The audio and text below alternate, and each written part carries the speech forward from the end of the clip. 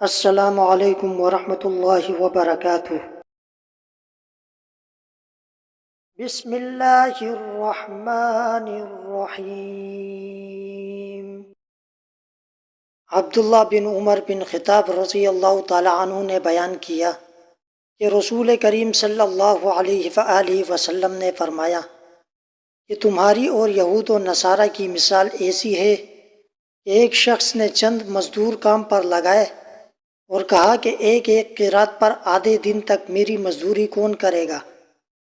بس یہود نے ایک قیراط پر یہ مزدوری کی، پھر نصارہ نے پھر ایک ایک قیراط پر کام کیا، پھر تم لوگوں نے عصر سے مغرب تک دو دو قیراط پر کام کیا۔ اس پر یہود و نصارہ غصہ ہو گئے کہ ہم نے تو کام تو زیادہ کیا اور مزدوری ہم کو کم ملی۔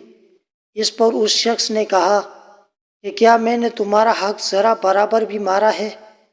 انہوں نے کہا کہ نہیں۔ پھر اس شخص نے کہا کہ یہ میرا فضل ہے، جسے چاہوں زیادہ دیتا ہوں۔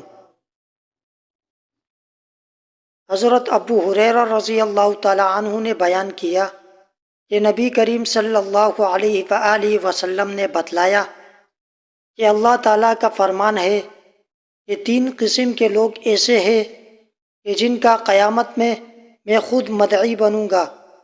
ایک تو وہ شخص جس نے میرے نام پر عہد کیا اور پھر وعدہ خلافی کی، دوسرا وہ جس نے کسی آزاد آدمی کو بیچ کر اس کی قیمت کھائی، اور تیسرا وہ شخص جس نے کسی کو مزدور کیا، پھر کام تو اس سے پورا لیا لیکن اس کی مزدوری نہ دی۔